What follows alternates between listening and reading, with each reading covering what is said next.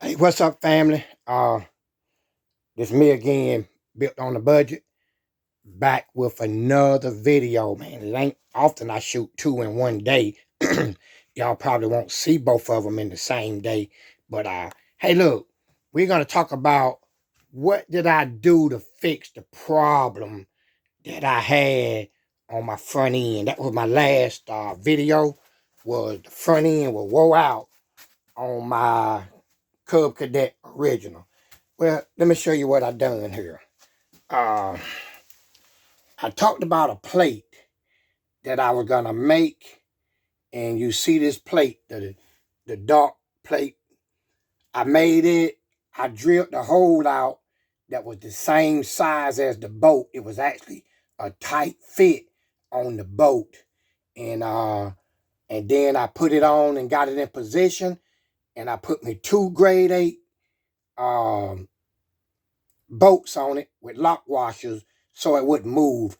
And the reason why I did that was maybe one day I may do something different. All I got to do is unbolt it. But it was a very easy fix.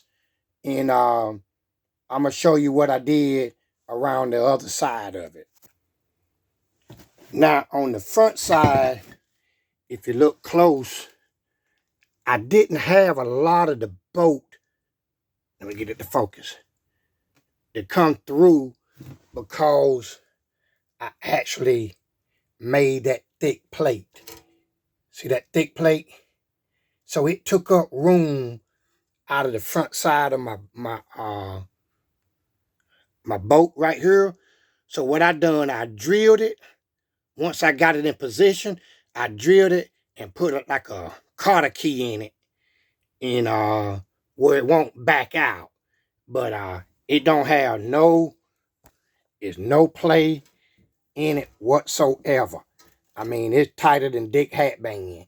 And so for what this tractor is going to be used for, man, I ought to be able to get a lot of years out of it before it actually mess up again.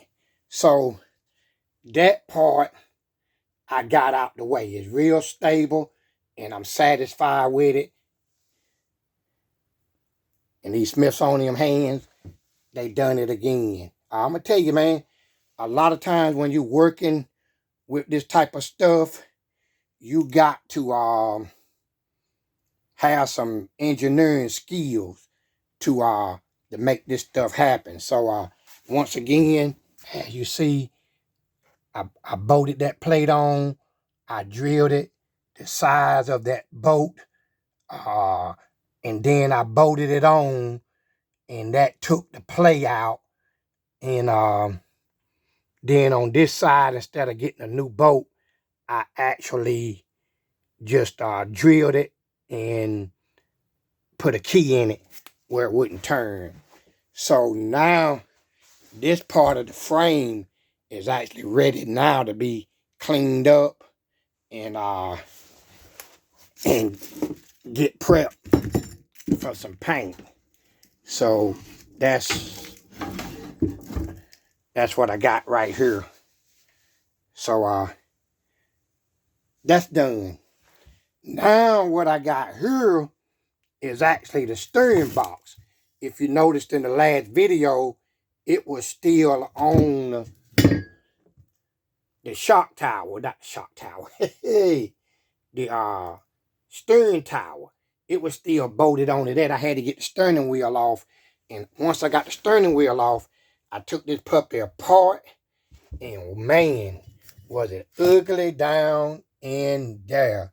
I mean, it was so greasy. I mean, I still have to take tomorrow and clean this stuff up.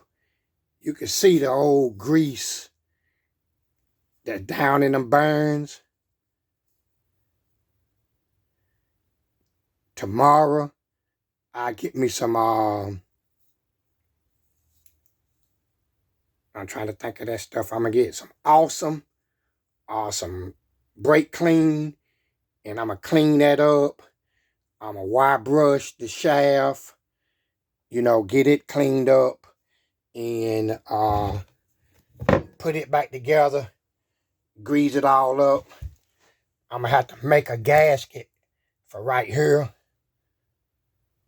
Around that section there, I'm going to need to make a gasket because it was leaking. And then I'm going to wire brush up my steering shafts. My camera all in the way, ain't it? There we go. I wire brush up my steering shafts and steering rods and stuff and get all of that prepped and get ready to put back together. A lot of times on these, there's nothing in these. And so what I done was I got a bearing. And what happens is, I'm going to show you where it go. That bearing,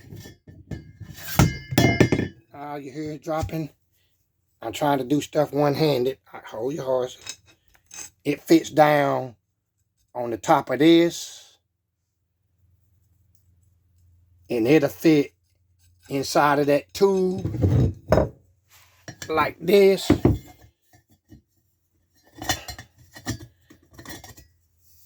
And tap all of that down, and that'll keep that thing from moving on the top side. And I'm going to put like a little rubber seal in it to keep water from getting down in it, because that's what happened. Water came down through the top over the years and went down in the bottom and all of that grease, and it was real ugly, real ugly. So, you know, I got my work cut out for me for tomorrow. I was down here tonight in the man cave just trying to do a little work, and I wanted to show y'all, you know, just what I got accomplished. But on tomorrow, hopefully I can get this thing cleaned up, wire brushed down in the rusty spots, and get some primer and stuff on it. So I'm steady moving forward. As you see, I got parts all over the floor, clutch parts, linkages, and there go my 7-horse. I hadn't even got to that yet, you know. But what I'm gonna try to do is get the frame back as a roller, and when I do, then I will take and worry about the motor. This is me playing with some of the paint that I got from the Napa store. Like I told y'all before, when I sprayed it over gray primer, it looked like it was mustard. But when I came back over white, or even that tan color, then it changed the color of the paint altogether. And so I don't know that after I get the frame cleaned and prepped and primed, am I going to go back over it and put a white base under it or a tan base? I don't know. I really want to use the automotive paint, but I got to kind of see how that's going to work. So look, I didn't want to keep y'all up too late watching this video, which, I mean, it's going to probably be in the daytime when I post it. But I didn't want to hold you too long. Just wanted to do a quick video letting you know that Built on the Budget is still doing it. And he's using his Smithsonian hand skills to make this stuff work. So there y'all have it. I fixed the problem. Now I can move forward. So until the next time, peace.